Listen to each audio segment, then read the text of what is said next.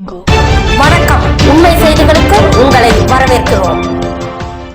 நெல்லைப்பேட்டை வாழைப்புவன திரிபுர சுந்தரியம்மன் திருக்கோவில் திருப்பணிகள் முடிவு பெற்று 8/6/2025 தேதியன்று மகா கும்பாபிஷேக விழா நடைபெற்றது.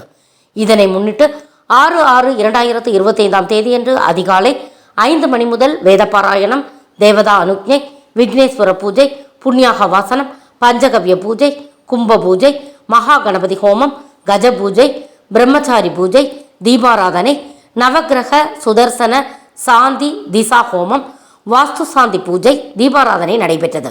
மாலை 4 மணி முதல் கங்கா பூஜை, தீர்த்த சங்கிரகணம், அரசடி மங்கள விநாயகர் கோவிலில் துவங்கி வீதி உலா வலம் வந்து கோயில் சேர்த்தல், தீர்த்த சங்கிரகணம், திருமுறை பாராயணம், வேத பாராயணம், தேவதா அனுக்ஞை, விக்னேஸ்வர பூஜை, புண்ணியாக வாசனம், பஞ்சகவ்ய பூஜை, யஜமான வர்ணம், ஆச்சாரிய வர்ணம், ரக்ஷா பந்தனம், காப்பு கட்டுதல், கும்ப அலங்கார பூஜை, முதற்கால யாகசாலை பூஜை நடைபெற்றது.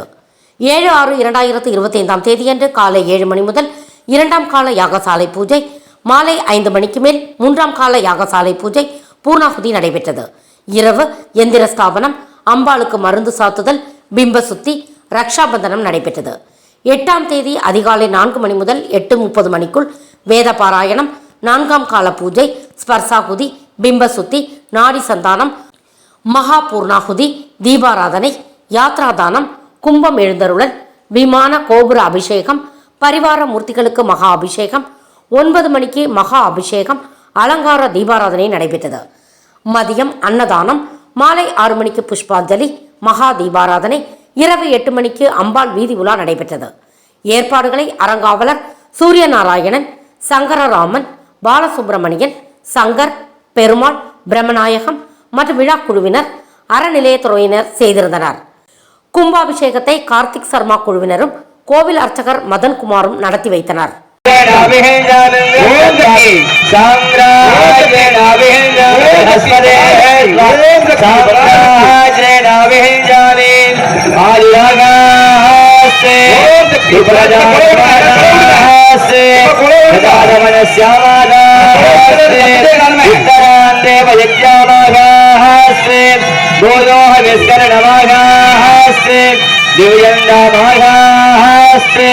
विश्वं ऋजमाघास्ते यदनेन हविहादास्ते तदस्यादृत्यानि तदस्मै देवाराधनं द्विपदा दिवैमपुदारः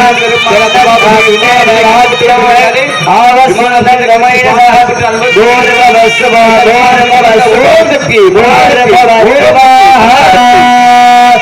सोमराजेदः दुवेदः सनपर्हजत दुर्गाणि विद्वानामे वहन्तुं दुरिताज्ञग्निः कात्यायनानि विद्महे गणपतिमहे तन्नो दुर्गे प्रचोदयात् ॐ सिंहवाहनाय शूलकविनाय हरणिं तन्नो कार्यं प्रचोदयात् महाभगे शिवशक्तिः देवगे तन्नो